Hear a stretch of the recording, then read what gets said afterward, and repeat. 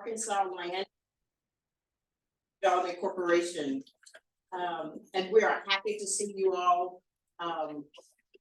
The restrooms, straight through the back and on your right before you go through the other door. So we are here, and we have Mayor Brown to give us the welcome first. I know Mayor Brown, we got the opening first, but we're gonna let you do it. Welcome us in here. Yes, ma'am. Good Thank morning you. to all of you who made it home this morning. Welcome to Twin Grove, Arkansas, a small town with a big heart. Hope you enjoy your stay here. To Dr. Dopes and all of you that are here with her staff. We welcome you here on this morning. And we pray and hope that the information that you have here, the ones that are here, will be beneficiaries that they can use throughout their career, whatever it may be. We thank you for coming. Bless you.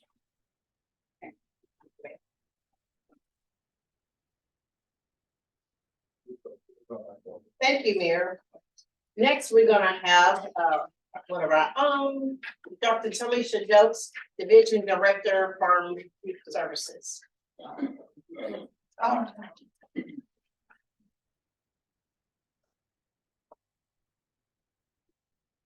Good morning and welcome. Thank you all for coming.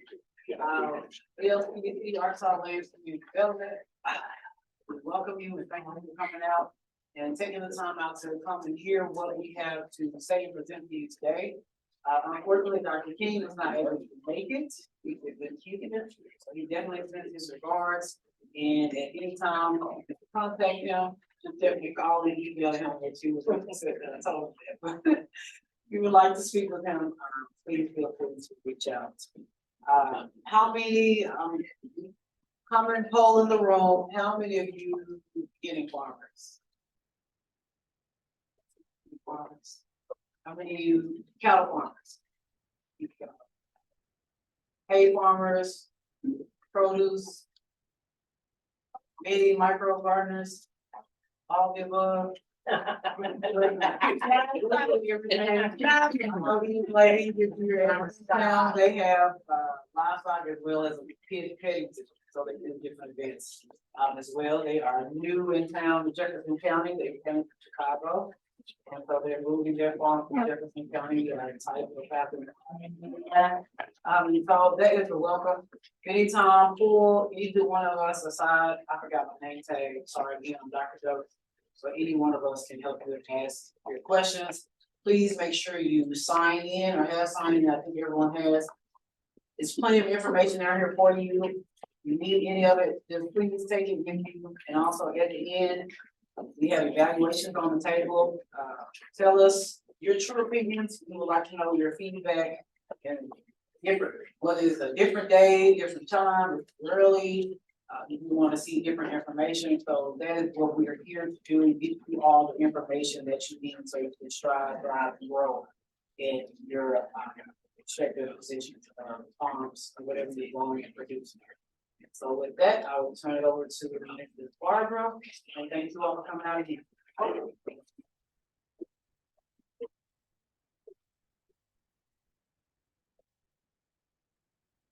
Good morning, everybody, again. Morning. And as Dr. stipulated, I'm just gonna stand in this one time for Dr. Kent.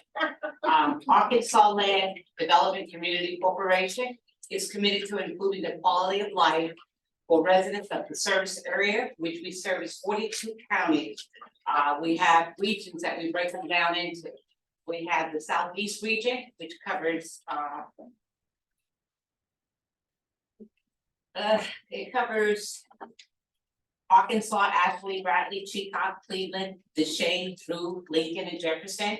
We also have the Southwest region, which covers Calhoun, Clark, Columbia, Dallas, Garland, Grant, Hempstead, Hot Springs, Howard, Lafayette, Little River, Miller, and Nevada. We also have our Central region, which you guys are in, and that's the Conway, Faulkner, Loma, Perry, Pulaski, and Saline, and then we have our eastern region. So we reach all these regions to bring you guys information along with our partners, which are NRCS and FSA. We work with our cultural and different demographic factors also affect Black farmers' ability to take part in the agricultural programs, social and economic division, which are isolated and have restricted their ability to structure corporate. That's where we're gonna come in and help all of you guys. All you have to do is pick the phone and give us a call, we're there. We believe in trying to help as much as possible, to bring you resources, to bring you the communication that NRCS and FSA provides to us.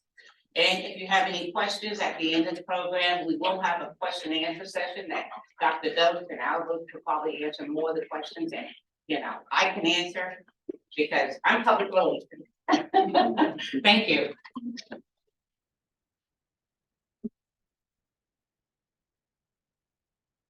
Thank you, Barbara. We're going to go further, and we're gonna arrange a bit different here. We're gonna ask Mr. Mosier to come up and speak on rural development, IRA and ARP resources, housing grant and loan program, rural small town community grant and loan programs, business grant and loan programs, energy program. And I'm gonna ask before we get started, if there are any questions, will you hold until the speaker says? Are in, that's it. Thank you. Thank you. Y'all hear me okay? Yeah. All right. I'm Steve Mosier. I'm with USDA Rural Development. I've been with USDA Rural Development for 40 years. I've worked with Dr. King, with Albert, and Arkansas Land and Community Development for many years. It's always a pleasure to partner with y'all and to bring forth rural development programs. I am a virtual employee. I report to Washington, D.C.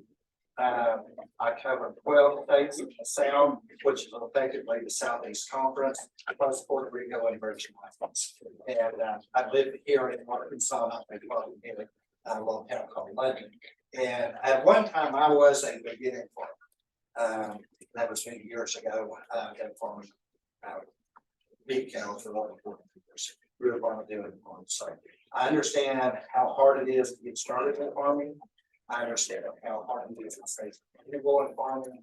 And USDA Rural Development has a few programs that I'll talk about that can help beginning farmers and ranchers expand opportunities. But first of all, I'd like to say a few words about what all rural development is involved in.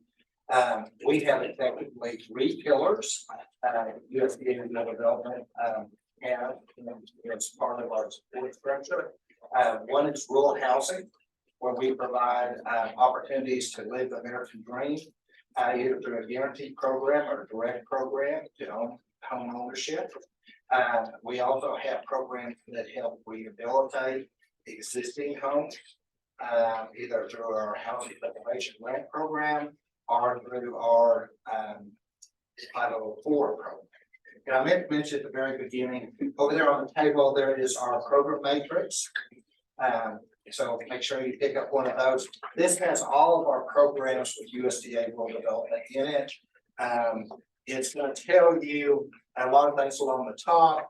There are questions you're going to have for each of these programs. Programs are listed down the left side. It's going to tell you the program, the purpose of the program, the program type, and then it's going to talk about who's the eligible applicant, what is the eligible area.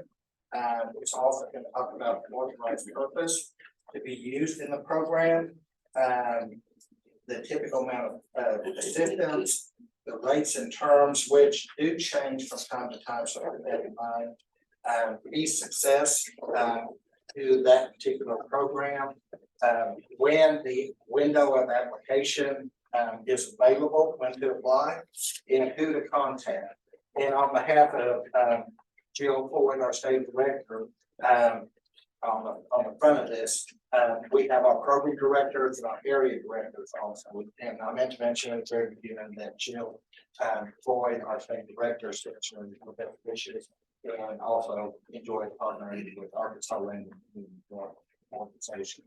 Getting back to the three pillars, the other pillar besides rural housing service is rural utility service. And we, under that program, we can provide facility funding for water systems, sewer systems, internet. And I noticed when I came up this morning, your internet actually needs a little bit of work, I think. So maybe something that y'all may want to look at in the future. I noticed that your number of bars was not quite as strong as probably you would like it to be. We also, under the rural utilities, we have various programs under the broadband umbrella. These are going to be on, we'll get them down in a fourth round, we'll reconnect, we'll be coming up shortly. And then the last pillar is rural business. And under rural business, there's 17 different programs. And the different programs can help farmers, they can help individual business owners. And I'm going to talk about those in a few minutes because that's what I understood y'all wanted me to talk about. And also, it can help with cooperatives and things like that. So if there's a group of farmers that want to form a cooperative, we have a grant program to assist with that. The other programs that we have available for farmers is the REAP program. It's Rural Energy for America program. And it has effectively two components. One component is renewable energy, where you can apply for assistance and we can make a loan and a grant combination to help you with that assistance to produce ethanol or some wind power, some type of energy that is bio-based. And then another component of that is energy conservation. And that's where beginning farmers, they may not apply for some of these programs in the beginning, but you know, your beginning farmer can do some of the definition.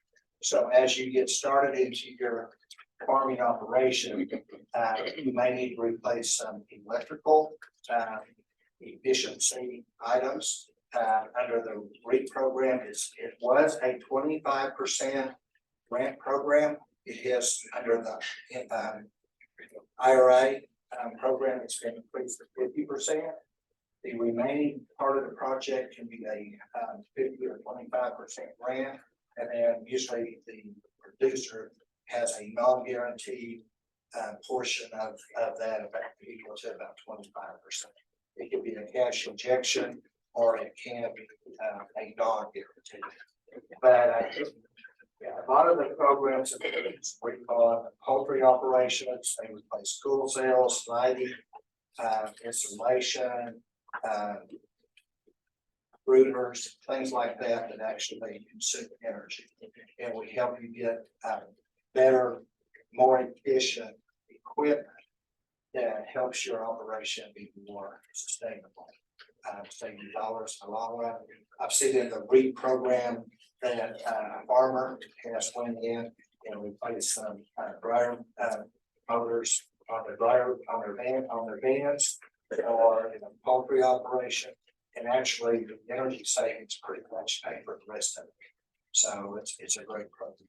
Another program I want to talk to under our business programs is our value added grant program. That is a program, it's a 50-50 match. It is a competitive program. And when you apply for it, it can help you with advertising. It can help you with packaging or technical assistance. So those are the things that are eligible under the value added grant program. Say, for example, you produce strawberries and you want to change the form of that strawberry into strawberry preserves. We can help you with containers, like I said, 50-50 match, to potato, strawberries, make preserve, put it in a container. We can help you with advertising, which would be labeling advertising on the internet or however you want to advertise, billboards or whatever. And then if you need some equipment to do that, we have a guaranteed business and industry loan that we could make. But we could help you with a technical assistance portion of the grant under value added to help get your project showing that it's feasible, and it helps you get that guarantee loan. So that's a program that's available through the value added grant program. It's in this brochure. And you can read more about that. Another program that we have under I talked about the co-ops. We can help you develop a co-op if the farmers want to get together and form a cooperative, so they can be cooperative, either selling products or buying products or combination thereof. The dairy co-op is a prime example. Over many years have utilized that program. But there's a lot of other soybean association that's used for co-op model, and it has a lot of pros to that. And then the last program I wanted to talk about is our labor housing program. As you start a farming operation, you may start hiring labor, and we have a 1% loan for 33 years to provide decent, safe, and sanitary housing for the farm labor. And it cannot be a family member, it has to be somebody outside the family. And it is a loan that the producer applies for their farm laborers. And where that really helps you is maintaining your farm labor on keeping them on the farm, keeping them with you. Is if you can provide them some type of housing assistance, they are more likely to stay employed with you. And it's nice, especially like a cattle operation, chicken operation, whenever alarm goes off in the chicken house, they're right there where they can just walk out the door and don't have to travel very far at all, get the rest of the problem. Arkansas, it leads the nation in the number of labor housing loans. And so if you're interested in that program, let me know. I'll put a few of my cards up here. I'm also listed at the bottom of this matrix. And then I'm gonna answer any questions y'all may have. But like I said, I come from 12 states, and I'm what they refer to as the connector. I don't actually used to work all these programs. When I was an area director for 17 years, and the 40 years that I worked for USDA, 35 of them I worked as a people. And I did a lot of housing loans, I did a lot of community facility loans and so forth. But now what I do is I connect you with the people who do that work. I can also connect you to partners. I work with quite often, on a frequent basis. We have in 2014, we created an Arkansas Community Economic Development Alliance. And that is something we started from the ground. It's only state in the union, I think, has a program like that. We meet quarterly, and our quarterly meetings, first of all, consist of sharing information, having someone do a presentation. Oftentimes we found in previous years when we worked an outreach meeting at rural services or whatever, we didn't know what each other did. So that's the purpose of that. Then we go into a roundtable discussion. We keep everybody informed of programs we have coming down from Washington, DC or other places, and how we can leverage together to work together. And then there's a needs assessment form that I can send you. You can fill it out and send it to the Alliance. And if you have a project or you need assistance for your community or for an individual, and you don't know where to go, the Alliance is a great place. You can submit this needs assessment. All the members of the Alliance, these are federal, state partners, nonprofits, foundations, are members of this. Some meetings we have 60 people there, and some meetings we have 150 people there. And we provide that meeting virtually, also in person. So it has an option, and it's done in the extension office in Little Rock. That's where it's held once a quarter. It's the second Wednesday following the end of the quarter. So I can send you the information that if you haven't been on the lines, you want to know about. But that's a great way to get your project or your financial need, our technical assistance need out in front of these federal partners, state partners, nonprofits, and foundations. So I hope that helps, and I'll be more than happy to take questions. Unfortunately, Washington DC calls. Yesterday I had hardly anything on my calendar. I had one call with the White House. It was at 2 o'clock this afternoon, and then all of a sudden, like yesterday, I get all these emails. I need to this meeting, this meeting, this meeting. So I attended one out there in the pavilion a while ago. I've got to go get on the phone list. So I'm unable to stay for the whole meeting, but I am here to assist you. So just let me know how I can assist. I'll be glad to take your questions before I have to leave. Yes, ma'am. My question was, when you talked about the rural energy and energy conservation program, so you all would like give us referrals, like say to like get those solar. Okay, yeah, and we've done some solar projects. Actually, we did a huge, well, I don't know, it's necessarily huge, a big project down in Camden, Arkansas on a solar farm. But we've also worked with individual farmers that wanted to put a solar unit and replace gas or buying electric from a co-op or from a private company on a poultry house or a greenhouse or something like that. So yes, we provide, it was a 25% grant in that program. This next year, under the IRA, it's 50%. And you can apply for those quarterly. And if you look at the matrix, Tim Smith in Little Rock is the program director. He can get you an application. His number's on there, his email's on there. He can get you an application. He can get you the information on that program. If you are unable to get a hold of Tim, you can reach out to me and I'll connect you. So I'm happy to do that. Or you can connect me with me first, it doesn't matter. Me and Tim work together close. We've worked together for years. But he is the program director for the business programs, and he also is the rural utilities acting program director. So did I answer your question? Yes, thank you. Appreciate it. Very well. Does anyone else have a question? Yes, Betsy. Broadband. Broadband. Yes. We have two counties here, Pauline from Conway County, and I'm from Faulkner. We both need to do broadband. Okay, I guess my first question, and the reason I asked this question is, we recently did a reconnect, I think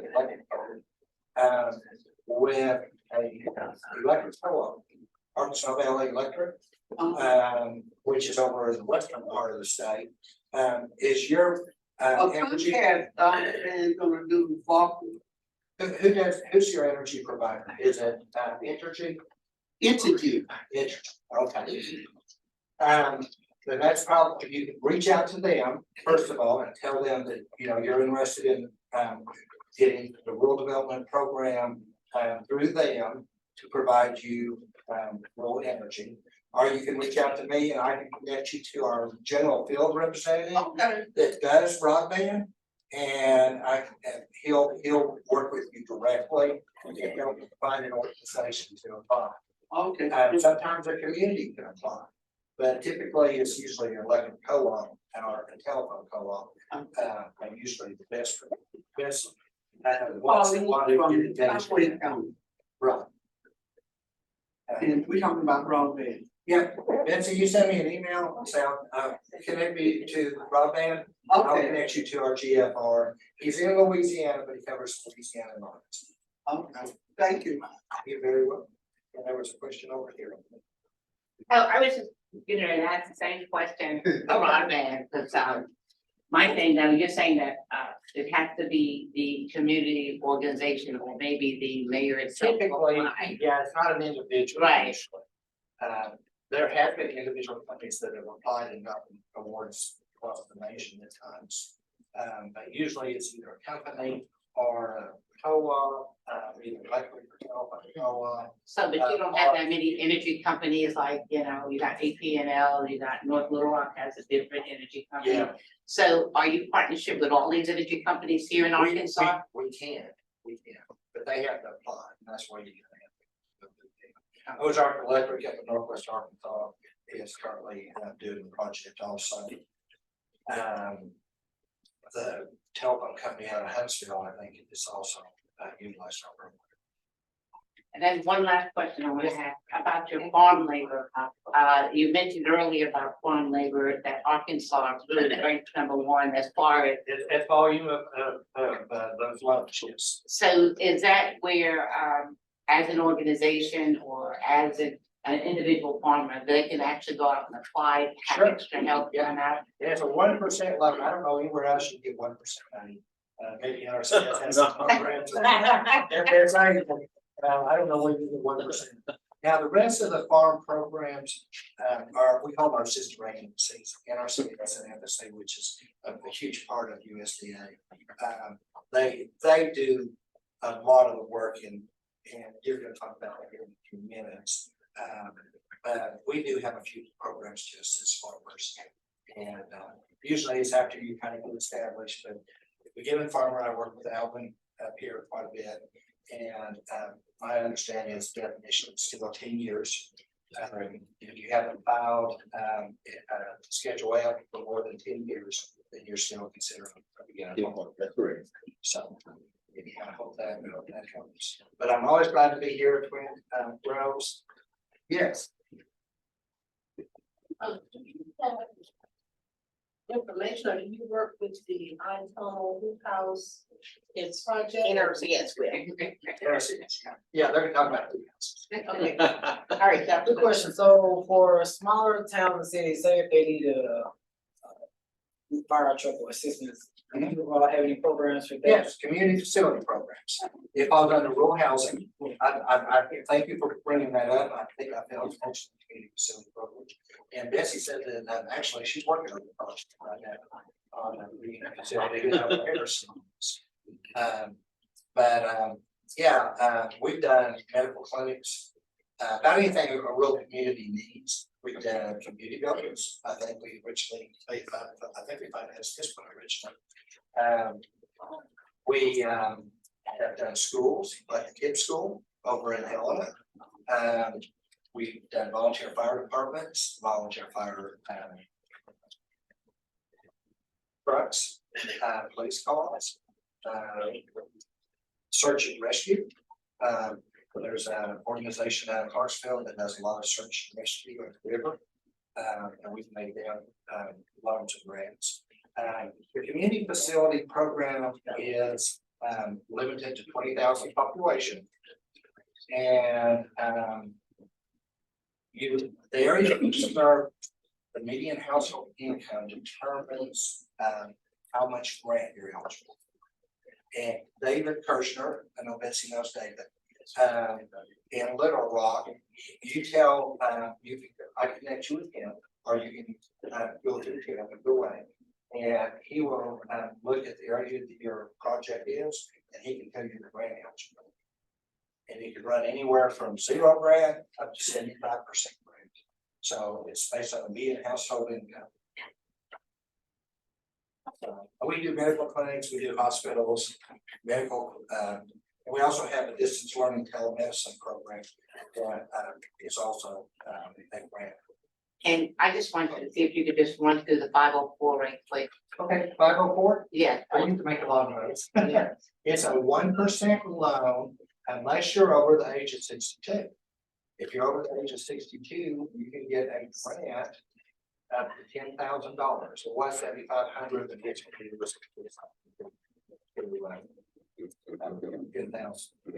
total assistance is $20,000. And we can do anything to your home as far as repairs that you need to make it decent, safe, and sanitary. It could be putting a roof on, it could be updating the electrical service, it could be repairing plumbing, it can make it handicap accessible. And I could go on and on about the different success stories that I've seen in my career. People going through the 504 program. One in particular was in Clarksville.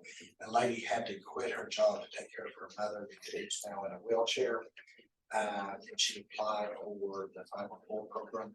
We went in and made the house handicap accessible. And the young lady was able to go back to work, and that applicant was able to resume their independent life. And enjoy their home. By making that house handicap accessible. We did the bathroom, we lowered the cabinets, we put in the hallways. And put ramps and stuff to get in and out of the house to meet ADA compliance. Okay, Steve, let me ask you one question. Now, on that, the Model grant, is that the $10,000, is that up to 10,000 or? Up to two. Up to 10,000, And you had to be very low in. and age, You have to be over 62 to be eligible for the grant. uh-huh, If not, it's a 1% loan, and they're in a There it where you is. get 1% loan, because oftentimes, you can repair the home, you make it more energy efficient, more than makes it. so if someone lives in the home, sister, brother, their property, I'm speaking of, will they be eligible? If they own the home, or, we've had, where we were able to get exceptions. They're one of the same. If they were paying the taxes for the last 3 years, Mhm. and we can provide proof of that, we've been able to go back and able to provide assistance. So I usually you have to own the home, but not always. There are some exceptions. It takes a lot of work, but we can go in and work with you to try to provide evidence showing that they've been living there for more than 3 years. And that it's and Cheryl Ivy is on our list. She is no longer with us, she's retired. And Johnny James, I didn't catch this yesterday, but Johnny James is at the housing. So you guys don't do the preservation no more, you know, Housing Preservation Grant Program? Yeah. We still do it. you still do it? Okay. And when I was area director out of Fort Smith, 17 years, Universal Housing out of Russellville was one of the recipients. And also Crawford's Community Development Council was one. And then there was a couple over in East Arkansas. I don't remember who they were. I know there was one in the Jonesboro area, and I think there was one somewhere around town one night. But that's a program where the nonprofit applies for the grant, and then they turn around and they repair so many homes, and they leverage that repair money with other programs such as NeighborWorks or Entergy sometimes, things like that, where they have additional matching. We used to do it for years with Arkansas Land Farm Development Corporation. Yeah, I think I remember y'all did. I used to write it all the time and go in, because it's Yeah, we still still a have need that. for it, that's why. We started. I encourage you to apply. Yes. So this housing grant and the 1% loan. So are you saying it doesn't have to be on your farm? It can be, like, for example, there was a farmer in Clarksville. The first one he got was for his turkey operation, and the actual house was built on the farm. Right by the chicken, or the chicken. Then he applied for a second one later, because he does peaches and some other truck crops, cattle and so forth. And he didn't want to build another house on the farm, so he bought a house in town that we financed. So they call that on-farm labor housing, even though that house was located in town, it's still under the on-farm housing program. There's a non-farm housing program, and that is for like migrant workers. We used to have a facility down in Hope, and it was kind of like an apartment complex where migrant workers would come in and they might work the harvesting watermelons or harvesting some other type of crop, and they might only be there for 3 months, but they provided housing. And it was a kind of a cooperative organization that applied for that, but it was to provide decent, safe and sanitary housing for people that were migrant workers that would come through different parts of the country. So that's called off-farm housing, and the other is on-farm labor housing. On-farm is for usually an individual farmer. And most of our labor housing loans are in the Delta. Yes, ma'am. And is there a limitation, a time frame for this particular grant? I mean, if you got it, say, You apply about any time in the labor house. oh, really? It's pretty much, I think it's on here, I think it's open all the time. And some of our programs, they come through now through the NOFA, notice of funding, so they have windows when you can apply, when you can't. And then some of them are continuous funding, like our housing programs. We also have a self-help housing, program, which housing does, that's, and any nonprofit can apply for that. And what they do is they help the families build their own houses. I've seen them save as much as $50,000 per house. And that's back when houses were not as expensive as they are today. I can imagine what they can save today. And the families actually participate in construction. It's a great program. And the other thing that I've seen happen through my 40 years of labor housing is I've seen individuals become interested in taking up the trade in construction that they didn't even know they were interested in. I've seen people help with the construction and say, I want to be a bricklayer, I want to be an electrician, I want to be a plumber, I want to be a roofer, and actually started a career as a result of going through that program and building a house for themselves. So, years ago, we came up here, and I'm sure I can get you with the area director if you want to do it again. There was a lot of need up here for the 504 program. And I brought a young man, Ben Hankins. He works for the state office now. He's out of Harrison. I'm sure he can come down again. And Ben went through the application line by line to help applicants fill out their application. I'm sure Ben would do that again. And then I worked with the city. We tried to get a assistance for, actually we had the money, it didn't go through. I don't want to go into why, but busy knows. But it was for a handicap bathroom for the library. If you haven't seen it, not the library, for the museum. If you haven't seen the museum, it's really interesting. Before you leave, make sure you go across and Missy will get you to the museum, I'm sure. The history of Twin Road is an amazing history. And I really enjoy the museum. I've been there a couple times. Yes, And thank you for giving a brief history. You've been with us so long. a long time. It's been a long time. Yeah. Mayor, did you have any questions? No, I was out, did you elaborate on, grant for city halls? City Halls, Yeah. community facility. Community facilities that you already talked Community about. facility, go through Tim Smith and, are you gonna, I give you a phone number for the commissioner. It's, he's the one that actually works it, 501 301 3265. And he'll probably have, Neil Hodges from Harrison down actually work directly with you, or Susan Staggs and Smith. Good. They're both really good employees. I've got a lot of their employees a long time. Are you familiar with the Energy Solutions Arkansas? I am. Now that is a nonprofit, I believe. We've talked to them and I'll volunteer to do some partnering with them, but we haven't done a project with them yet that I'm aware of. But now I work for the national office. I cover 12 states, so sometimes the states, Jill's, Floyd's staff actually may do a project that I may not know about. Yeah. And I would recommend talking to Tim Smith about that.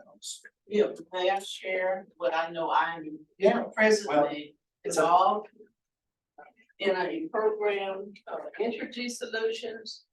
If you are a residential customer, Energy Arkansas offers a variety of simple ways to help you use energy more efficiently, like attic installation, plugging, venting on your doors and windows. It is a totally free program for residential customers. I know what you're talking about now, and we have partnered with them in the past.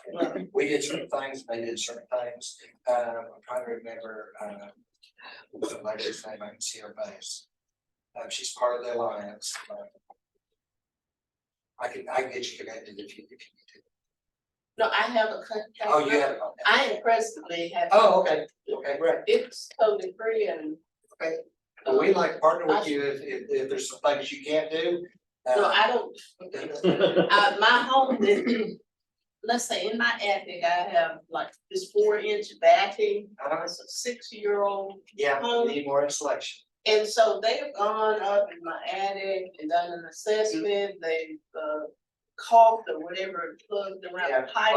talk around. We talked- In my, kitchen, bathroom around. Right, But also they say they will add insulation below to where I will have at least 12 inches of insulation in the attic. It's absolutely free.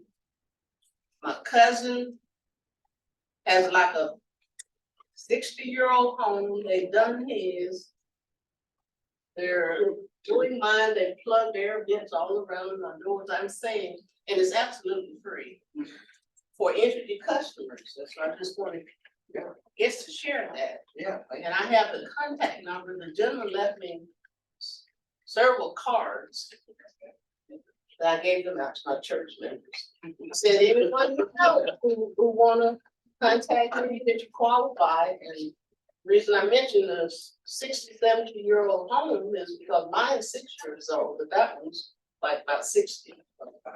70 years old, and we both qualify. I grew up in a house that didn't have insulation. So Nah. But you're not, you know, I didn't believe you too. That would be a good partnership with the preservation program. If you're interested, so I have the All right. Thank you so much. Y'all have a great day. Y'all have a great day. Thank you. Bye. Okay, can argue. This is just FSA information. You can go on and do yours, you want to. All right, you want me to go ahead? Yeah, go ahead. I'm just. They may do it in CRP, but they know every, how much of it. Yeah. No, look. So you gonna present that? You gonna present all of that? Oh, okay. That's what you gonna present. Well, I'm gonna speak, say a little bit. There's nothing. Okay. But anyway, go ahead, go. So do you wanna cover FSA and NRCS? I- I'm here all day. No, I'm gonna let you do NRCS and I just tell them what. That'll work. Good morning, my name is Bernard Williams. I'm with USDA NRCS, actually the district conservation is in Pulaski County, county over. For now anyway. I will be next month, be in a different position, but y'all still contact me and I tell my. But what I'm going to talk about today, yes, sir. What are you gonna be, Mr. Williams? Sir, what are you be?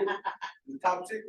No, it's not tough. I'll actually be doing outreach. I'll actually be doing what I'm doing now. Yeah. But instead of me just covering Pulaski County, I'll cover the state, so. With Alvin? Yeah. It'd be now. That's good. That's the reason I mentioned earlier that I do work across county lines. But I was doing it before, but I'll be doing more work county and not around the state. That's We're paid now. Huh? You're paid. I'm sorry. We'll get paid for it. It didn't change. But anyway. But anyway, The title did for here. the hasn't changed. He's changed. But what I'm going to talk about today, we got several different programs. I won't talk a lot about them. What I do, I'm gonna start asking questions, or I'll let y'all ask questions because I know it's specific things that y'all probably want to know. We have several programs NRC has offered. Our biggest program right now that a lot of people are pretty interested in, I've already heard high tone. EQUIP, Environmental Quality Incentive Program. That's one of our largest programs that we provide to help farmers assist them putting in conservation practices. I'm mention that one, but I'm gonna go to CSP. And then I come back to equip because that's gonna be probably the biggest concern and question answer in a second. CSP is a conservation stewardship program. What it does, it actually enhances practices from kind of active to equip practices. Give you an example, if you're doing nutrient management, anybody here does soil testing? Any of the farmers does, okay, does soil testing, so soil testing is gonna pretty much be your basic, that's gonna fall under equip. CSP is an enhancement, like if you take your crops and do full leaf tissue analysis, that'll be practices or enhancements under CSP, so you're taking it to another level. And you get paid on that part of it. But a lot of it, I always tell everybody to start with equip, that's gonna get all your basic practices installed, and then you go to your CSP to your next level.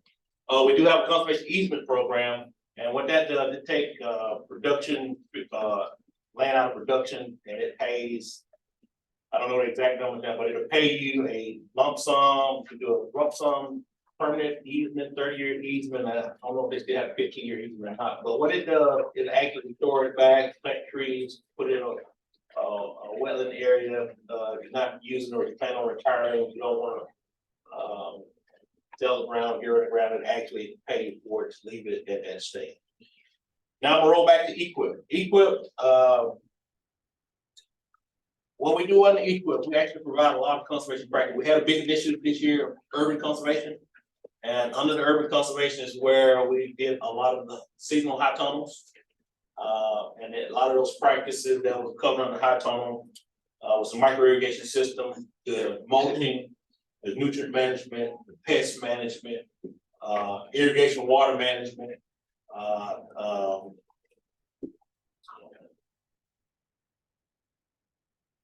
irrigation pipeline. A lot of times you got to run your water facility or system from one place to the other place. Now, I know if you look at those applications and you always have to go to your local farming area, your local county office to apply for those programs. But if you look at some of those questions on that application, it also asks questions like, do you have irrigation history? Well, irrigation history may not be your traditional irrigation history, because I know a lot of folks think of irrigation history. You got a pump, a well, pipeline that run to wherever it's supposed to go. Well, I know when I grew up, my irrigation history, my grandmama had me take that 5-gallon bucket and fill of water, and we put a scoop of water in each hole. That's irrigation. That's still considered irrigation. But we may not look at it like that. And then you go, if you answer that question wrong, you won't be eligible for irrigation practices.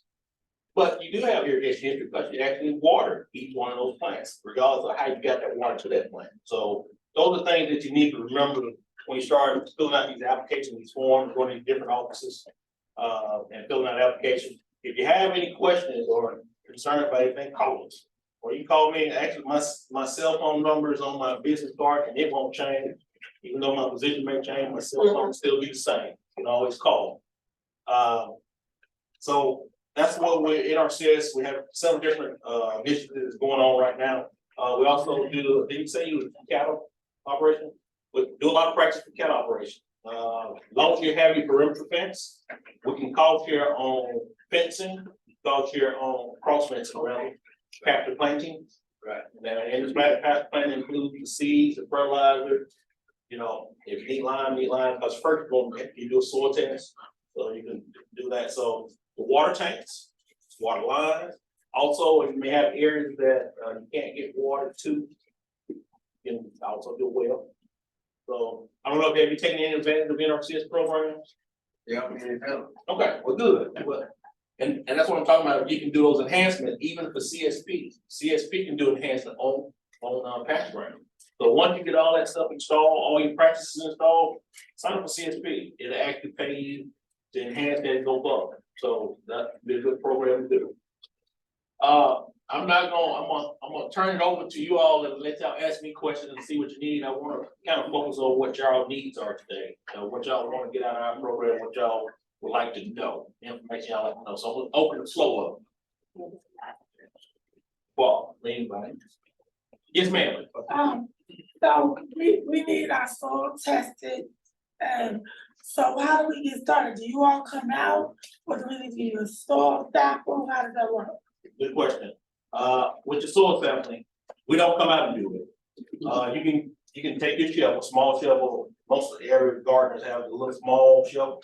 You can take it and just go to different places of the farm and just put it in a bucket and mix it. Pan bucket, mix it, and put it in a bag. You know your local extension office, county extension office in your county? Not for Jefferson County. I'll say Jefferson County, you pull up your local extension office, you pull it up online. And then you drop that sample off, that soil sample off, and it does not cost. And that's where you start. Now, what it does, it'll give you your NPK.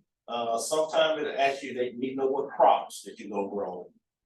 They ask you which crop, because each crop requires different nutrients, so they'll tell you, give you recommendations based on the crops, what your soil tests. So you would only do it where you wanna grow? Well, what you do, if you have a small area, give you an example, like I was talking about the lots. Right. I would do several all over it. Now, if you have, I would do several all over it and then mix it together, so you have a mixture of the whole of all the soil in that area, so. Cause when you put whatever nutrients you're gonna put down, you can put it up over all of it, so. If you need lime, and tell you how much you may need. I will tell you this, I've had some experience, I guess I go back and, I have been with the agency coming up 30 years, anyway, but it's been almost 30 years with NRCS, 5 years in California versus time in Arkansas. Excuse me. So sometimes that soil test, we use it as a tool. I know one time they said it needed 4 tons of lime. Probably don't need to put no more than 2 out and then go back and redo it the next year. And then it'll tell you what you need. And actually when it came back, it only needed 1 ton the next year. So you actually saved a ton of lime, which all this stuff is expensive now. So you know, when you will have some extreme numbers sometimes. And get with your county extension, your county agent, and he'll tell you the same recommendation right that time. I don't know, paint change, he still cover Palmer County? Paint change. Oh, well. No, where we drop off? Pulaski County is actually off of Broadway, right by the extension office, right by the right before you get to the county fairground. Just pull it up, it's off of Roosevelt. It's right there. County extension, County extension office. that's all, just pull it that in that county. Yeah, and you can provide, and you can take it to the Pulaski County Extension Office. It don't make a difference just because you're probably in Jefferson County. You can take it to this one here, that one. And sometimes they'll come out too. Yeah, so I'll be into that. depends on where it's located. Okay. And especially when you start having problems like, may have some disease problems, something that look kind of funny, you call them and then come out and look at it. Yeah. If they don't know, they'll take a sample of it and send it to people. But sometimes you have different funguses and viruses and things like that, so you also have soil-borne viruses, you have plant viruses, things like that, so. If they don't know, they'll send it off to have it tested, and see what it is. Yes, ma'am. You can answer my question. She wants to know, are there any programs NRCS has for agri-tourism? Agri-tourism. Off the top of my head, I won't say no, but She has a garden right out here. what we do with gardens and things like, we can put practices to enhance those, what you're trying to do. So we don't quite call it agri-tourism. And say, for example, if you want to go in and do pollinators, plant some pollinators. It's flowers. Yeah, flowers, pollinators, so it's called a little different under each practice in our category, so you tell them what you. Yeah, and that's, I'm glad you brought that up. Also on the table, we do have the Arkansas conservation practice Okay. books that we have, everything that we offer. We looked at that, then she wanted specifically for agri-tourism. It won't say agri-tourism, but it may say pollinators. So what you do when you go in the office, you tell that DC or that soil con what's your goal. And you know, you may say agritourism, but what you want to do in agritourism? Do you want pollinators trying to bring breeds in, or you need irrigation? So, yes, I ma'am. need, the pond is here, the garden is here. we talking irrigation now. Y'all work with that? Yes, ma'am. Wow, that's Yes, great. yes, ma'am. So that's what I say, don't just say agritourism, because you got a pond issue that you're trying to get water to certain areas. We do have engineers on staff, and technicians on staff that actually come out, look at it and give you a design. And tell you how to, based on how to put it in. You have to get your contractor or somebody to put it in, or you get somebody that may know something about irrigation and they can put it in for you. So, yeah, we will design it for you. Yes, ma'am. No grant money, right? Well, it's called cost share money. Okay. And what it does, under the cost share, by being social disadvantaged, which is minority, by being a beginning farmer, we actually have a different cost share rate or payment rate. We call it cost share, we call it a flat rate instead of cost share, because we'll say, so we don't say it's gonna give 90% of the cost, and it may only be 80% of the cost. So we moved away from cost share to flat rate. Okay. And the reason why we do that, our practices include the labor, the material, and all also being one component. So, but it is a higher rate for social disadvantage, beginning farmer, limited resource farmers. And what that does is based on a 90% cost. So most of the time, it's gonna cover most of the costs, but it may not cover all the costs. Okay. In some cases, if you can come down, you can maybe get Mr. Jones to come put it in for you, and it won't cost you nothing. Because the calculation, we calculate the labor in it, and you'll still get that same cost or that same rate regardless if you put it in or somebody else put it in. So you may not have to pay Mr. Jones, but you may have to pay a contract.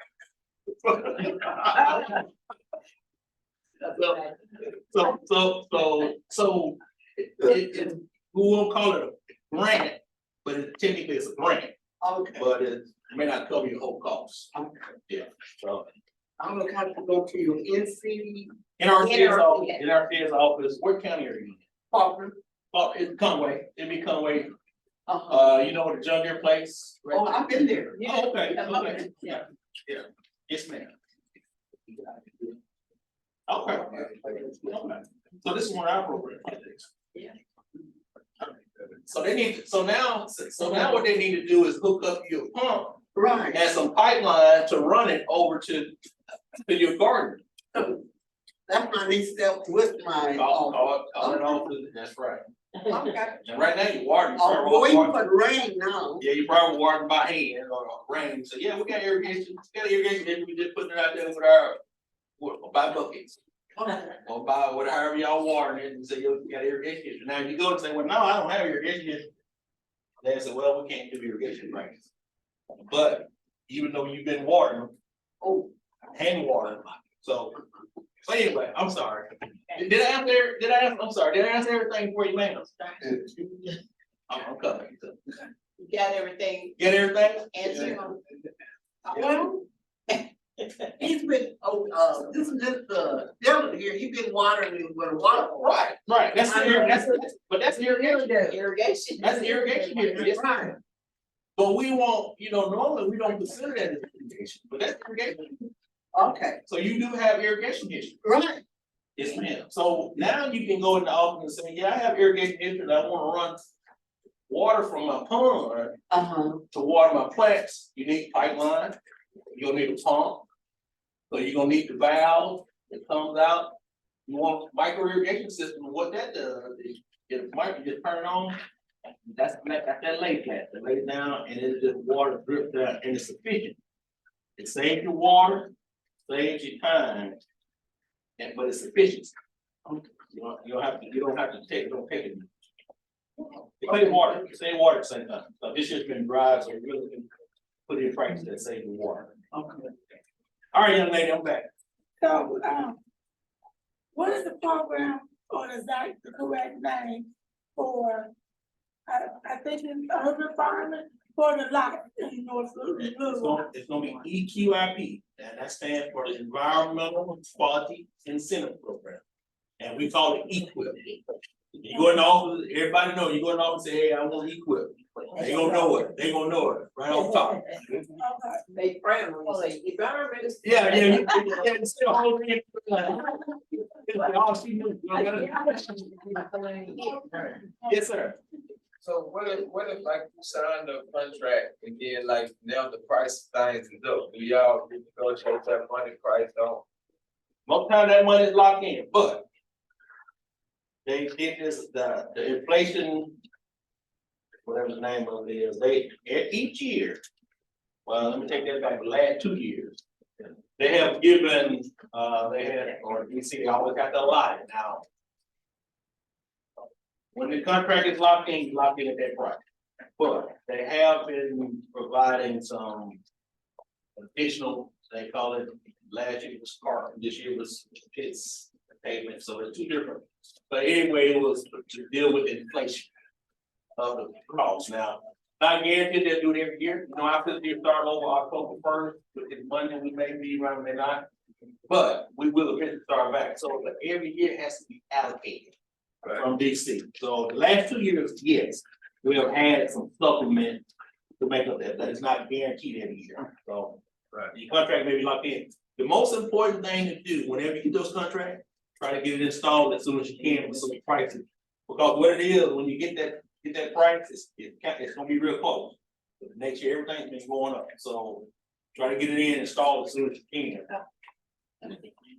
Okay, but try to get it installed as soon as you can to eliminate that rising time. Yes, ma'am. So about how many lots or do you need to start your Michael Urban Farm, like she was saying? No limit. There's no limit? No limit. No acre size, no limit. I have some that 0.2, 0.1. Do you still have to get the soil tested though? You need, well, you need to do that.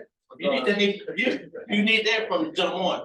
The first thing you have to do, you have to get a farm number and a track number. Yeah. We can't, if you don't have a farm number and a track number, Can't do nothing. we can always provide technical assistance to you now. We can always work with you. But to actually apply for the funds and the grant money and the cost share money, you have to have a farm number and track number. You have to do the eligibility. Your eligibility, you also have to do an AGI form. That's adjusted gross income, so you make less than $900,000 a year. And that's after you've taken out all your expenses. So that's the AGI. I don't know, somebody in this room may have that problem. I don't know. So you have to apply for that. I mean, you have to fill that out. You also have a 1026. Those are what determination, ATL determination. Those will be completed by us. So most time you don't have that problem because you're not doing any dredging, digging or dredging and things like that. You also have to complete the coastal resource. Once you get that, get a contract, we complete that process.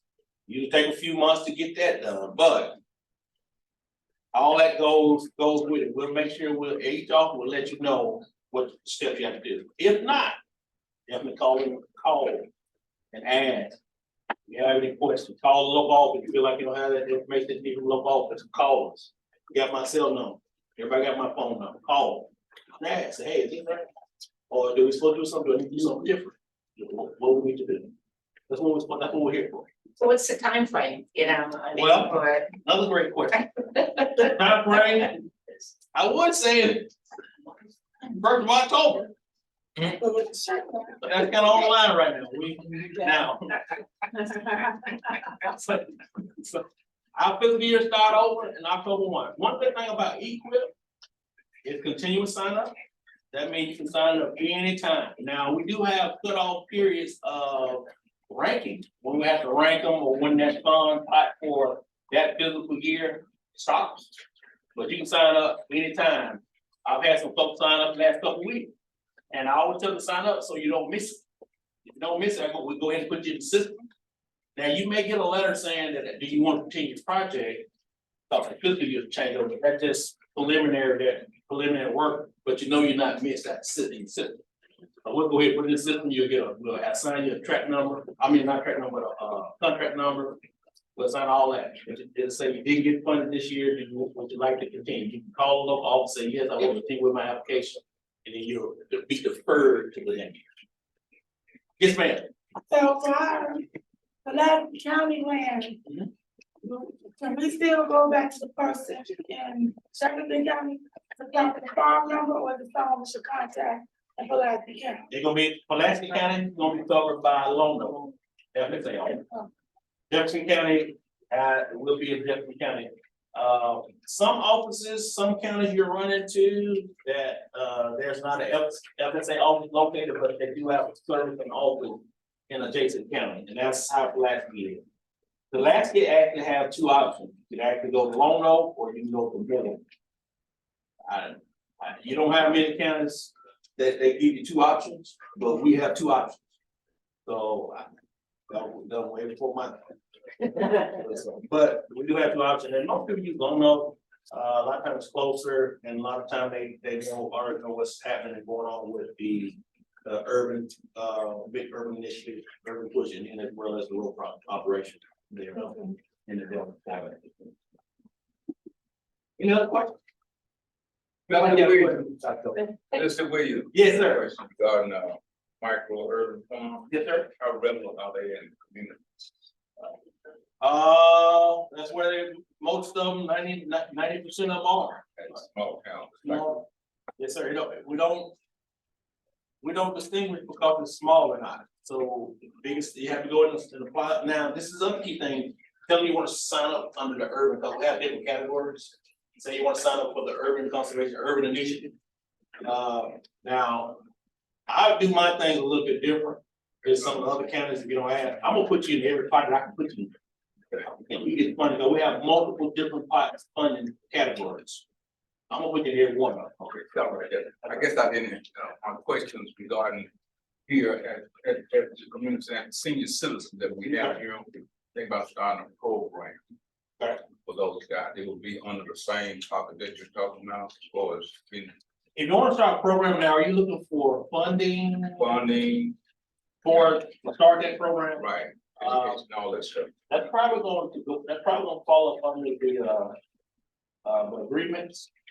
We do have like projects that NRCS will fund to actually assist us in putting out information, those types of things. Now, are you talking about putting out the information to the community?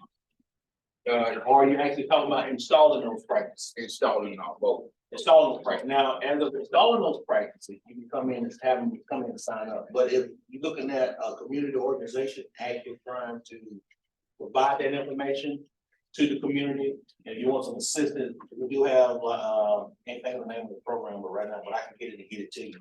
That you can actually sign, put in a proposal to get funds, to put that information out through your group organization. Yeah, so you have both. So if you want to just actually do the practices, you can sign up on equal.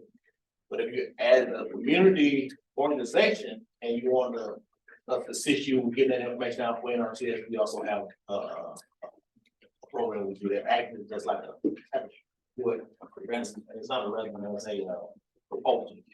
Say what you're gonna do, you wanna do this for the community, you wanna do outreach for the kids, or wanna do the high tones, and so we do have both. So it just depends on what you want to do in that one. And I get with you, we get together, like, we're gonna get that information to you on both of them. So that state also consists of raised gardens, all that stuff. Right, raised beds, we're talking about raised beds, yes, sir. Yes, sir. Raised bed. And those practices have actually been added to our cost list. This is the first year that we've ever paid cost share on raised bed, low tones compared to the high tone. All that has been added due to the new initiative, the early initiative. Yes, ma'am. Yeah, I wanted to do a high tunnel and say it is in a rural area. Okay. But I wanted the community to take care of it. That's what you're talking about, these two different programs are coming. Well, actually, in that case, we don't tell you who you can let whoever you want to do it, handle it, run it, however that is. We don't get involved in that part of it. What I'm saying is, like we work with ALCDC, and we provide great information. They put our information out, help us assist us getting the information, getting the word out to producers across the state. So they write a proposal, submit it. That's under agreement. That's under agreement. So like y'all have a 501(c)(3) organization for your community. Right. And y'all want to do the same thing. get that information out to your community in your county, and you're sending that proposal for an agreement. That's one. The second one is on the equipped, where if you wanna install raised beds, put raised beds on your property, in your community, that's where you go and sign up as an individual, but you can also sign up as a nonprofit. I have a couple of nonprofits that I actually did this year, on the equipment, to install practices. This one was, I did forestry, did one forestry, and I did one fire tunnel. And they also did pollinators, they wanted bees, bring in some bees for pollinators, so you got two different, one is an agreement to actually assist NRCS with that information, and then you also have equipment that we can actually install on different practices on your pier or in the community. So, did I answer your question? I mean, no question. I know she asked the question, but I'm. Yeah. Yeah. Hey, that's fine. And you guys I'm only here as give- long as y'all want me here. Okay, and you only give 90%, right? Well, we give a flat rate. Flat rate? A flat rate, but it's usually equivalent to about 90% of the cost. But that cost, like I told you, our cost includes the labor, materials, and everything. So if you install it, it may look like, say, well, y'all paying more than what it costs me to install it. But we paying you for your labor, if you do the labor. But, so you still, so, give you an example. Don't say, we just say hot tunnel. I think our hot tunnel, our largest hot tunnel would go up to 2880 square feet. And we pay about $21,000. You can go buy your hot tunnel probably for probably about 15,000 now. Used to be before 2020, you could get it about 6,000 or 7,000. That's a replacement equipment. Now, if you put your own hot tunnel up, because most time you have instructors, you put them up yourself, say, hey, I want to do my own. That's fine. Even though we paying 21, you pay 15, you do your own labor, you don't pay the 21. Okay. Well, even though it's 15, you put it up yourself. But if you go get somebody to install it for you, they gonna charge you probably $4,000 or $5,000 to install it. So now you have 14 and 5 years, 19,000. So then you gonna have the extra material that you may have for your doors, that you may put doors in there. Depends on which one, you buy a B truss or you buy a W truss, that's the top. And your truss that goes up at the top, it's gonna have different prices, so it depends on how you install that part, how you want that installed. We don't tell you which one, that's gonna be up to you, so that's gonna be additional cost, but we still gonna pay 21 regardless of which one. So that's based on square footage? Based on square footage, yes, ma'am. Okay. And I think the rate is like $7.36 per square foot. I think that come out to 21, 22 or something like that. So do you guys pay up front? I mean, do you provide the upfront cost or? I'm glad you asked that question. I'm glad you asked that question, because I forgot, I thought about it earlier, but I meant to tell you. It's not. You can request a 50% upfront. We call it advance payment is what we call it. You can get an advance payment. The key thing to advance payment, you have to have it installed within 90 days. Okay. On that payment. But so that 21,000, if you say, well, I want an advance payment. Well, we'll turn around, deposit 10,000, whatever it is in your account. Now, I will tell you this, make sure your time start when it's approved. Your advance payment is approved. Well, it may take 30 days to get your hot tunnel in, so you're already short 30 days, you got 60 days to actually try to get it up. I always say, well, when you get it ordered and then get it on the way, that's for that advance payment. Because you may save yourself 20 days extra days, maybe you get 20 extra days. Just by waiting for it to come in. They'll tell you when it's, sometime that one guy was out, or one company was out about a few months. So that would give them a month from the time they got the material to get it up. You know, it's not impossible, but Are there penalties? it could be, but there are some waivers at the same time. You know, natural disaster, weather, things like that. Yeah. I think, So, yeah. are they difficult to put it up and you all provide provide, I guess, the layout for whichever one you choose, because I know you're all like. We have certain ones, most time when you go to the company, they'll say, yes, it's NRCS approved or not. And you put it up based on their structure. Okay. And then what we do, we come out and check it. Because the most important thing about high tone, you gotta make sure it's square. When you put it up, you gotta make, if it's not, it won't hold. But if you put, whenever you put in those, the B or the W truck, most times it's gonna make you square it up because they won't fit. They won't fit the W and L. So this is a grant then, right? The 90% of the grant? Pretty much. Yeah, because I've seen where a high tunnel was going up and it's probably, and this is over in Northern County, Mhm. and it's just been sitting, it's not even finished yet. Did it go through equip or are you doing it on your own? I don't know, That's the key. it's so long lot. Yeah, that's kind of key. They may be doing something on their own. Because- Yes, ma'am. And as I was told yesterday, from Stephen Walker at the University of Arkansas, Yes, ma'am. he said to be careful about people starting up about that, like if you do it yourself and order a kit, some have too many pieces, you know. A lot of pieces. Yeah, and things that can be like, it don't matter what kind you get or who you get to install, or you try to install this stuff with so many different pieces, so. It's a lot of pieces. I mean, he's correct, but you know, you have some people that are very mechanically inclined.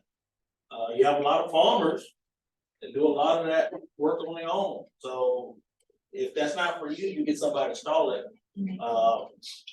That cost list should still cover the majority of that cost. If you decide to do it yourself or not.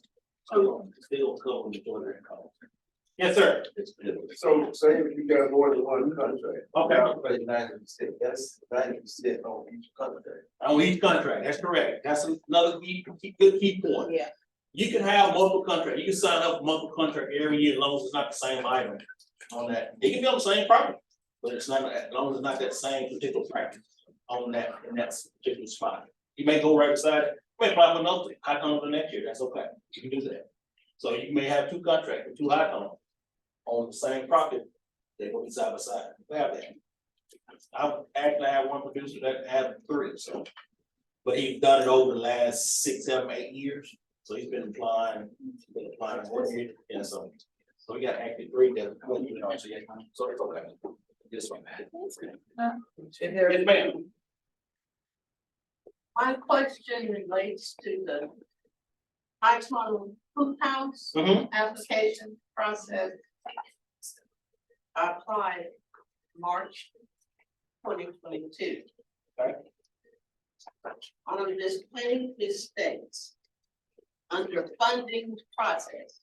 Okay. Applicants will be notified of their application funding status by NRCS. Can you clarify that? That's probably saying once all the funds have been allocated for that year, you'll receive a notice that you either funded or not funded. That's called. That's what I wanted to know. Okay. If you're not funded or approved, you should still have received a notice or the status. You to me means either yay or nay. And you will. Probably hadn't yet, but you will. Well, wasn't it June and August? Okay, so I called the office back after Faulkner County. Okay. Applicants have received their notice or approval. Yes, ma'am. So there's Conway County about the status of my application. Basically, I said, are you on the same time frame for approvals as Faulkner County? No, we're not. We're their whole different from others, that kind of stuff. Okay. And I said, okay. No, I got you. I waited 2 more months. And I all called, last month. And inquired again. And so they were saying, I talked to the gentleman this time. Well, if you didn't get something, he said, then I guess you weren't approved. So, That's in Faulkner County, no, this is Conway. Conway County. Faulkner County got North there, their, right? got their approval back in June, I think. it was. Go ahead. And that's when I first called. Then the second time was in August I called. And was saying I never received a status letter saying it. And when I didn't get one, you know, it said, if you weren't approved. And I don't know, the reason application, how can one find out if their application was ever picked? Well, Oh, well, okay, go back, let's back up. Should I still, or should I have received a status saying, no, sorry, you were not. yes, yes, but let me answer a question for you. I'm gonna let you ask all of them and I answer for you. Yes, you will. Typically, we do not send out, they call deferral letters. Typically, you won't receive it until after after September 30th.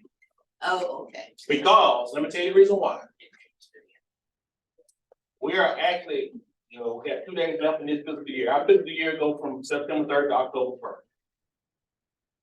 And we don't send out letters until after the fiscal year is over, even though you put the application in March. You won't receive that letter until after September 3rd, which usually normally is in October, mid to end October when you get that deferral letter. And what that letter say that you wasn't accepted for this year, do you want to be considered in 2024 5? That's a deferral letter. You get that letter. And the reason why that's done like that, because as of today, we are still obligating equal country. You're doing what? Obligating equal contract. I mean funding. We are still funding equal contract. I'm telling you personally, I signed one yesterday evening that when I leave this place, I'm going to upload it to try to get it obligated before tomorrow. I got it. So, and the reason they won't tell you no, you're not funded because they call something called slippage money. So if you have money that hadn't been obligated, they'll call it slippage, and then they'll send it to another county to obligate another contract.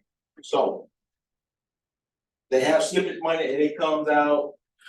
Some came out 2 weeks ago, and then they give you time frame to get it installed. Get it obligated contract.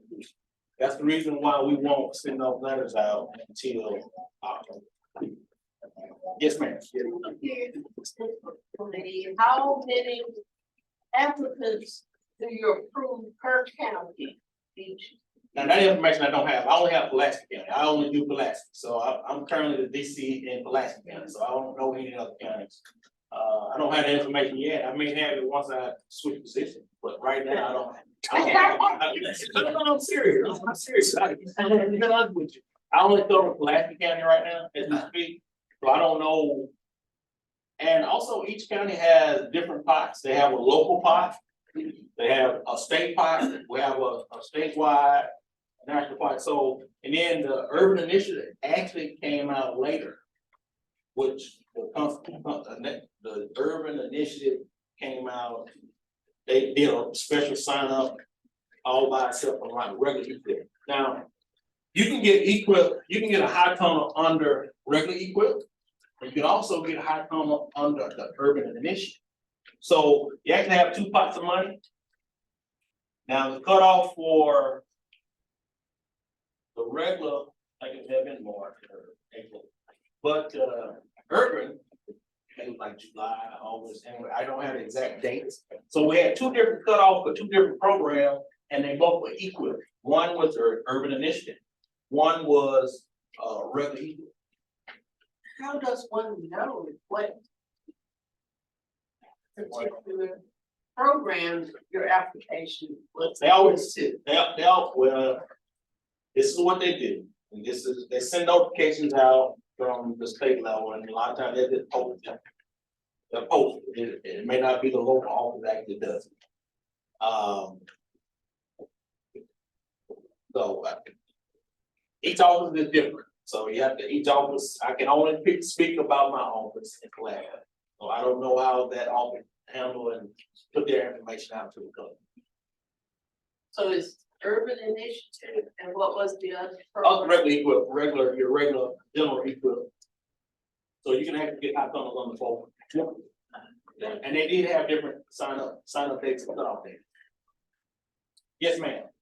So just kind of piggybacking off of that, in that letter, if you are denied, will it state why, the reasons why you denied, and if so, will it also tell you what you need to have in order to reapply?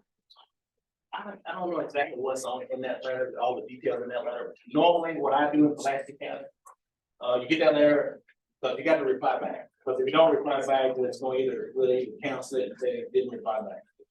Now, what I do, and for my county, if you call and ask that question, I said, well, what I do is sit down and go over your ranking. And then I'll give you additional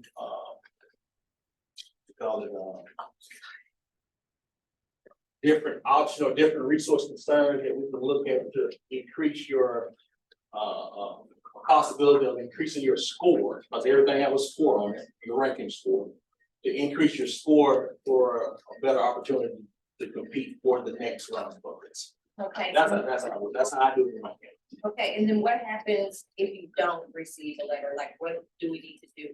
You need to call it off. You need to call and ask for it. You need to call, and like I say, once I change, or you can call, you also have an area office. Each office have an area office.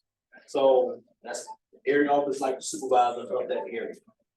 You can get that information, all that information is online, it's way, USDA.gov, Arkansas, people up in NRCS, Arkansas, all that information is online. Who the supervisors, each one of those counties. Okay, because I've had a few clients to say that they did receive a letter. So, that's the first thing we say is, contact the office, but, Right.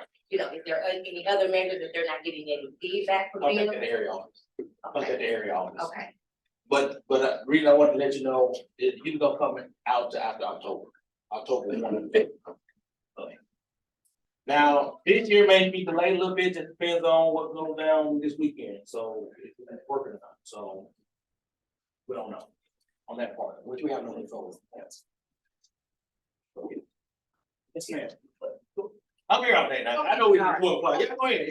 I know you're trying to get your FSA stuff in, and I know you need to get your FSA work in, but y'all go ahead. I knew there was gonna be a big topic, and every now I put it at the end, I went ahead and talked about the other two. So. Well, this is the, Yes, ma'am. there was, we had a client, and he said that he was approved for hot top, so he COVID hit, and so he said prices. Skyrocket, yes, ma'am. And so you mentioned that there were money for that, if you could not, they would have to assist you. Yes, ma'am. So how would he have known, or how he or she would know that? That part Yes, is additional. Or would he be contacted? He or she? They should be contacted, but that only count, we don't know until, last year was the first year, so 2022 was the first year we was given that, then they're supposed to notify them. These are the practices that qualify, all practices, that was the other thing, all practices didn't qualify. It was certain practices, Okay, we have a list of the practices, so do you know if hot tunnels were? and they were, because I ended up doing one last year. Okay. This year, I don't know if high tunnel was in it, but I knew Land was in it, and they were looking at 2020 and 2021 contracts, those 2 years. But if you didn't get the material or like, stuff for it, then you should have contacted them, or they should contact you, wonder. Well, we should contact them, Okay. see, because I had to call my participant, my producers, once we got it, because the state office sent those out to us, to the DC. And then once we get them, we call our producers and say, hey, there's gonna be additional funding for this. Last year, I think it was part, this year's participating, but yes, it was notified, and DC had to notify the participant that that's coming. They didn't have to have a signature on it, we just paid them. We paid them because it was state report, or the state office say, all these practices are eligible. And then they'll send us a report of how much they paid us. And then we actually contact their producer and say, a payment of this amount, and we'll provide them a copy if they wanted it. This is gonna come to be directly deposited into your account. That's how that works. Yeah. And they usually come out at the end too. They usually do it actually, we're supposed to be working on it now, so it's since all of us. And they usually come out after October first. The practice has to be installed by September first. Before the fiscal year, each fiscal year, so this year, it has to be installed by September first. And then they'll provide a list from the state office to each county, which participant qualified based on the practice that's installed. See, so they won't be notified until actually next month. Or coming up in October, because they run over reports now. I don't know when this, I think it happened 21 or 22. And then there was the other, this was the other option on 21 and 22, 2020 and 21. NRCS also allow producers to get out of some of those contracts without penalties and interest because of the inflation. Right. So they weren't gonna penalize them because of COVID and the inflation. So they were allowed to cancel those contracts if they wanted to, based on COVID. So that was an So option. the producer himself Have to tell us have to. in writing, say, I would like to cancel my contracts because of inflation, yeah, so they have. Okay, right, yeah. Okay. And that's council contract, they sign in with council, they give us a notice and we'll send it up for cancellation. Okay. Maybe, I don't know if he wanted it canceled, he was just saying he never got paid, he never heard anything. That additional, but that additional is supposed to come at the end. So if it's installed by September first, it's supposed to be. Now, was it this year? No, You know, he contacted us this year, yeah, but I don't know, he contacted us to check on Was it. it installed last year? He never it was installed, never installed. because he didn't ever buy the material. Okay, that's the key. He If it's never installed, But he was never awarded either. they're never awarded what? was approved He though, was approved for a certain amount, Okay. but never but got. he was never given that. He don't have a contract. He never got. He got an acceptance letter. As far as the contract and all that, He had to have put in what they're saying, they probably thinking y'all was supposed to just give him money, that's not how it goes. He has to either have applied for the 50, or he has to have gotten started. Yeah, he had to have it He can't installed wait by on them to September get- 30th. Right. Request for 50%. Yeah, it has to be installed. Or he That's can the- go ahead and. That's the only way you get the additional money. okay, The additional money has to be okay. installed. That's what you were saying. That's what I'm saying, because the state office, state office actually does that, run their report, it say this many people in the state of Arkansas installed this practice. And it automatically generated from the state level. That come from the state, so it has to actually be installed by September first. They did it this year and they did it last year, Of that year. of that year, yeah, so of 2022 and 2023. It was installed by September 30th, the state office sent us, the DC, email, that these are the list of people that will receive this additional payment, and this is how much it is. So at this point, he just needs to have it installed first. It had to be installed, but it's not guaranteed every year, that's the key. Okay, so that's what's gonna happen, does he need to reapply again, even though he's. Do we still have a contract? It hasn't been canceled, I mean, well, I don't know whether it was canceled, Do you know what year? he was approved, no, Do we know what year? It's 2020 or 2021? I'm thinking it was 21. Well, Either 2020 or 2021. well, I tell you, on high calls, needs to call. yeah, you need to call. He just needs to call. What county? General have all the Yeah. information. You need to call and ask, because let me tell you the reason why. 2020, 2021, it's a big difference in cost. We only paid $9,980 for a high tunnel, and right now we pay 21,000. Exactly. 21, yeah, so you're looking at, $11,000 difference. Are you saying the price, I mean, the amount, is it the rate locked in or the? That contract rate is locked in, that's what I'm It's telling locked you, in. it's locked in. That's what I said, That's locked in. if he doesn't go in that office and check on himself too, he need to go too. And if you wait too long, they're gonna I say, know. well, COVID over, been over 3 years, 4 years ago, if he don't Yeah. look at that contract and say. Okay, I'm just. I've done my part, but I'll check and see. We'll talk after, I'll Yeah. talk to you on the side. Okay, all right. Any other questions, for me? I got plenty of business cards, and y'all can call me, I don't mind calling. Please leave a message if you can't get it, I'm doing 2 or 3 I'll different. be calling you all the time, so don't worry. No problem, no problem. All right. Did I answer your question, ma'am? Okay. Can you give me that area I will talk, I'll talk to you afterwards and I'll give y'all. Thank you. One more question. I have one. Yes, ma'am. I know this is land and community, but do y'all have anything for fish farming? Yeah. Fish farming, Let me finish. yeah, now, are you talking about the fish ponds, or are you building the fish ponds Yeah. and things like that? I'll find out for you. Okay. I don't know, but I'll find out for you. Thank you. I need to get your information in, so I Okay. can reply back to you. Okay. Agriculture. We got some horticulture, but Pacific, I don't know Pacific. Do you have a farm already? You have a But I'm farm gonna get number? I'm gonna get some specifics for her and then let her know. Hey, what part of horticulture. Thank you. Yeah, I do that. Yeah, it's no problem. You had one. I don't have any in my county, so I don't know, so, but I'll find out. I'll take care of it, I promise you, get back with you. Actually, the question was, you said the pond, I was wondering, an actual fishery where your, Commercial. Commercial fishery. I don't know, but I'll find out. okay. Yeah, I don't All right. know anything about the fishery. Okay. Not that we take practice. I'll check. Yeah, we need to. I just want to say. All right, All right. I'm done. Yeah, all right. You want me to say?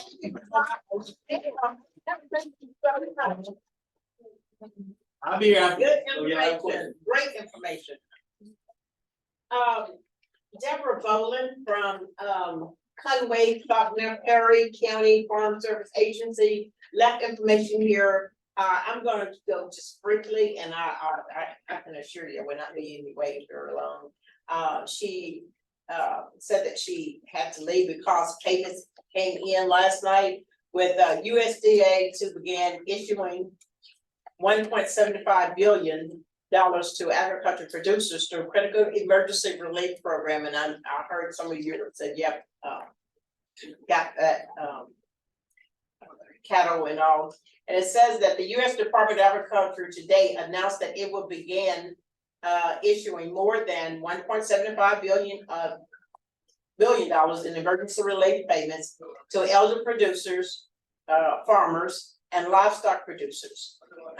These much needed payments are helping farmers and ranching operations to recover following a natural disaster for 2021, and 2022.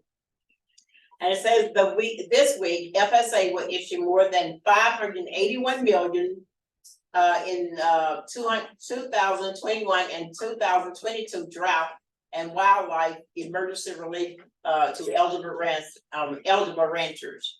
And she said that the 2022 drought payments are extra payments.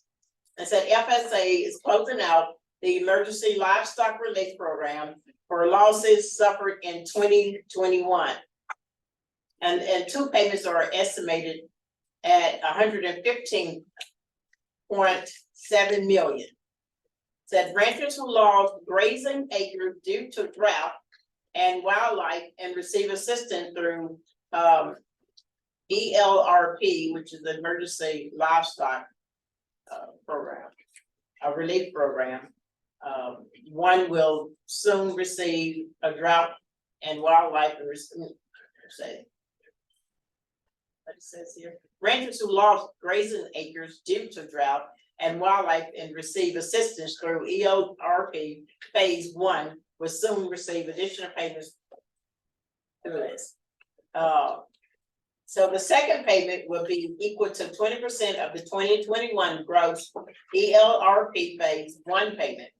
ELRP phase 2 payment to producers will be automatically with no application required. No application required.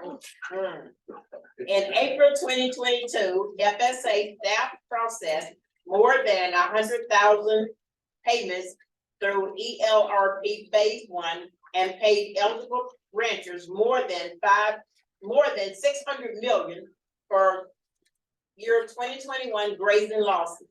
So in 2022, ranchers continued to experience significant loss of grazing acres due to drought and wildlife. So eligible ranchers will receive the payments, disaster program payments for increase in supplemental feed costs. So to expedite payments, determined producers. Eligible and renters, for these payments. So, if you have,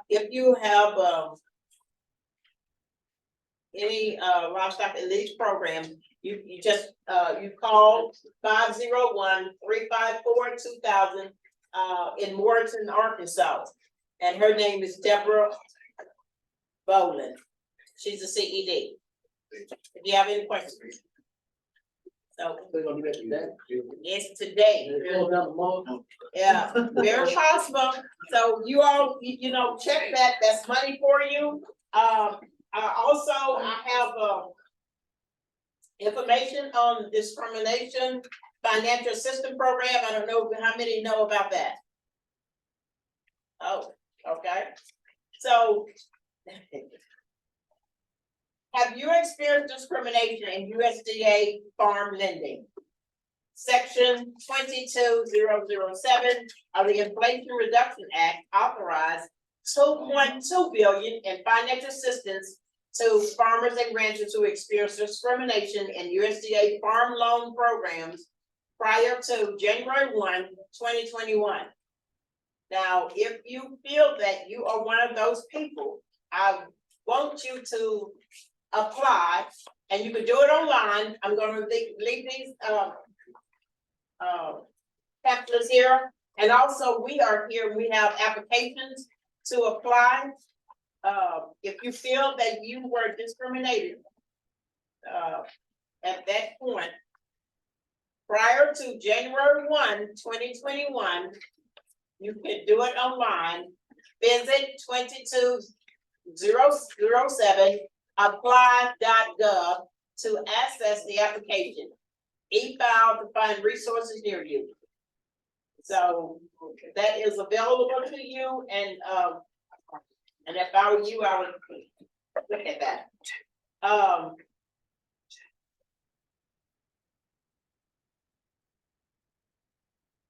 it's in here. Oh, A tutorial video of how the process of the application. all right. So there is a video that we have here. It's a video tutorial for online application. Now it's available. It was, the end date was October 31st, but they have extended it January 13th. to January 13th.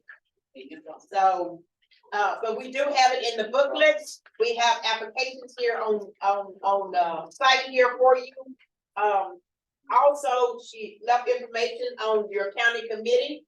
The USDA established a new Farm Service Agency Urban County Committee in Little Rock.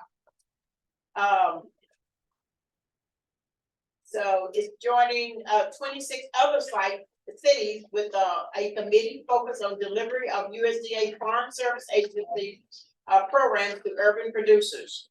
County committees members make important decisions on how federal farm programs are administered locally, and this new Urban County Committee in Little Rock is part of USDA's broad support for urban and innovative agriculture. So make sure if you get something, you'll be informed and keep up, and know that these things are available for you, and know that you are important.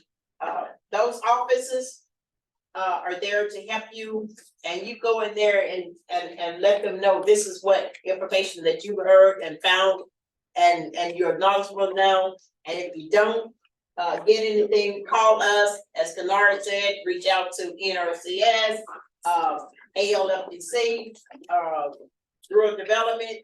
You just heard all this information, so make sure that you get to know.